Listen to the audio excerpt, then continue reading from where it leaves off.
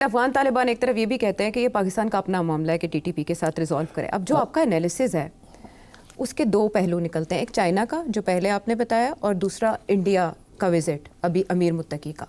ये एक गैर मामूली दौरा था। उसमें उससे पहले जो एफर्ट्स की गई वो पाकिस्तान की तरफ से की गई थी। जो हमारे वज़ीर ख़ारिजा इसहाक डार साहब गए थे, मोहम्मद सादिक गए थे, फिर चाइना का भी उसमें रोल रहा, फिर मॉस्को कॉन्फ्रेंस भी हुई। उसके बाद वो जैसे ही दिल्ली उतरे हैं उस दौरान इन झड़पों का आगाज़ हुआ है।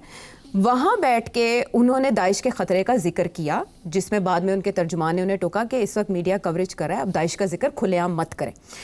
तो आपसे मैं ये जानना चाहूँगी कि उनको टीटीपी से ख़तरा अपनी जगह, लेकिन भारत की जो पुष्टपनाही है वो इस मामले को कहाँ ले जा सकती है? कहीं भी नहीं ले जा सकती।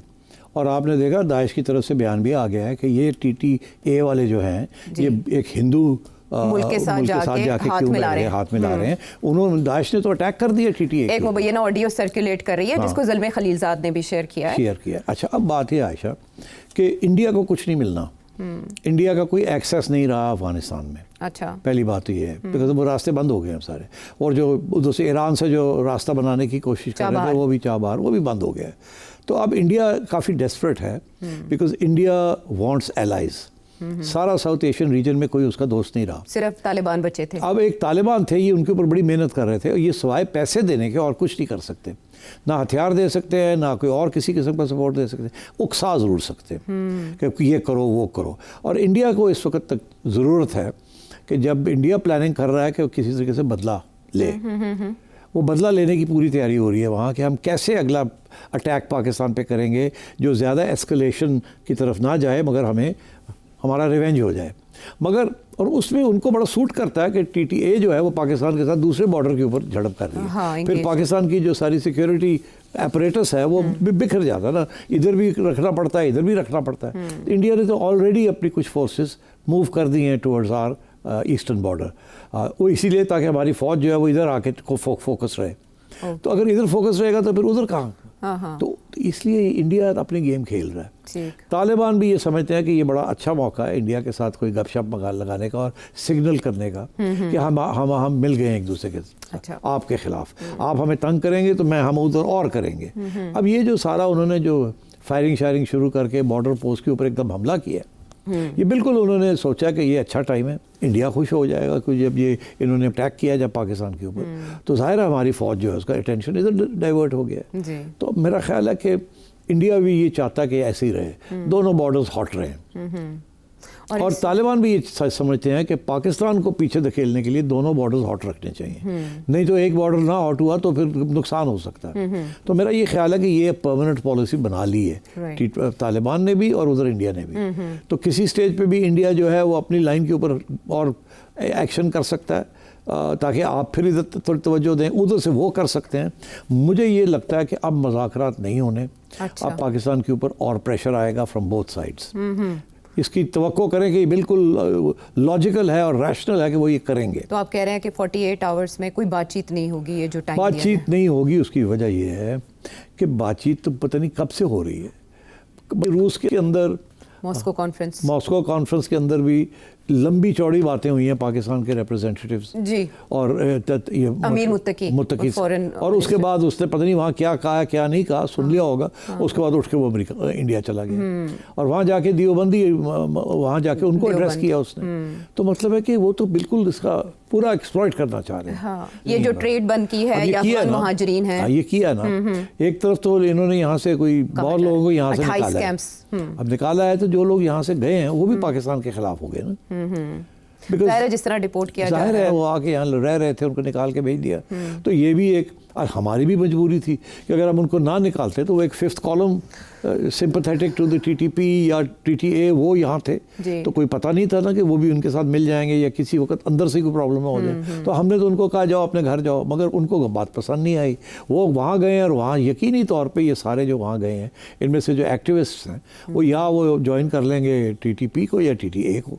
तो मतलब है वो और अपनी जगह पे प्रॉब्लम है, छोड़ दें तो कल को ये अंदर से ही ना कोई गड़बड़ हो जाए, उधर जाते हैं तो वो उनको ज्वाइन कर लेते हैं। So we have a problem, और ये प्रॉब्लम आ रहा है फ्रॉम आवर हिस्ट्री।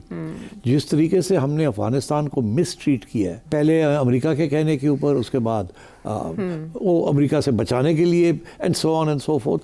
तो वो सारी चीज़ें जो हैं वो हमारे गले पड़ रही हैं और कोई इजी सोल्यूशन नहीं है। इसीलिए आखिरी स्टेज ये आ गई है। बात करने की भी कोशिश की, पैसे से मसला हल करने की कोशिश की। फॉर एग्जांपल ये कहा जाता है कि टीटीए ने कहा कि जी कोई 10-12 अरब रुपया आप 10 अरब की पेशकश पेश करें तो हम इनको कहीं यहाँ सेटल कर देते हैं। हाँ, लेकिन पाकिस्तान ने गारंटी मांगी कि भाई वो वहीं लगाएंगे। वो होगा ये क्या, कौन वो अपनी पैसे लेके हथियार लेके और फिर पड़ जाएंगे आपको।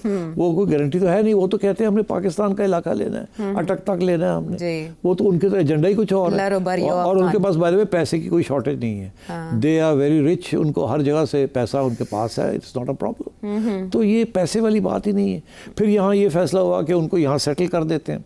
चले जी छोड़ो आ जाए, अपनी फैमिलीज ले आए, यहाँ सेटल हो जाए। ये भी एक इमरान खान के ज़माने में ये पॉलिसी बनी थी। उसके बाद जो अगली गवर्नमेंट आई PDM की, उन्होंने भी इसको आगे बढ़ाने की कोशिश की। दोनों ने ये सोचा यही तरीका है, क्योंकि उस वक्त की एस्टैब्लिशमेंट एक ही थी ना। गवर्नमेंट तो चेंज हो गई थी मगर एस्टैब्लिशमेंट एक पॉलिसी वही थी। तो पॉलिसी वही रही, मगर वो भी नहीं काम आई। कुछ लोग आके सेटल हो गए यहाँ, मगर और वो जो सेटल हुए वो अपनी ख़वातीन को, बच्चों को ला दी, मगर खुद वो अपने हथियार लेके वहीं बैठे रहे। तो वो मतलब दैट डिडंट वर्क आउट। और ये उसी तरीके की सिस्टम है जाके पहले 2010 से लेके 2014 तक हमने पता नहीं कितनी एग्रीमेंट्स की थी TTP के साथ पाकिस्तान के अंदर जब थे वो एक्शन लेने से पहले, जिसके नतीजे में वो पैसे भी ले गए और फिर आर्मी पब्लिक स्कूल के ऊपर अटैक भी कर दिया। तो मतलब है कि this is the problem, they are ideological. अब आइडियोलॉजिकल लोगों को आप खरीद नहीं सकते एंड लड़ाई ही करनी पड़ती है। अब इसमें सबसे बड़ा प्रॉब्लम ये बना हुआ है कि खान साहब और KP की जो हुकूमत है वो अभी भी वही पोजीशन ले ली है कि जी इनके साथ मज़ाकरात करें। अब मज़ाकरात तो कब से हो रहे हैं और अभी भी हम तैयार है मज़ाकरात करने के लिए। वो नहीं करना चाहते आपसे मज़ाकरात। वो तो कहते हैं मज़ाकरात का मतलब ही है कि आप निकलें यहाँ से, हमें अटक तक ये सारा इलाका जो है ये हम अपनी एक रियासत बनाना चाहते हैं। तो इट्स नॉट पॉसिबल। तो we are faced with these difficulties. तो इसलिए मैं ये समझता हूँ कि ये अब छिड़ गई है ये जंग, इतनी आसानी से ये कंटिन्यू रहेगी, सीज फायर नहीं रहेगा। नहीं, और तल्लुकात भी अफगानिस्तान की इस हुकूमत के साथ अच्छे नहीं रहेंगे। तो इसलिए मैंने एक स्टेज पे सजेस्ट किया था कि ये फिर कहीं ना कहीं एक पॉलिसी शायद फिर बननी शुरू हो जाए कि जी इनके अंदर डिविजन्स क्रिएट की जाए, रेजीम चेंज की जाए, कोई ग्रुप को और सपोर्ट किया जाए।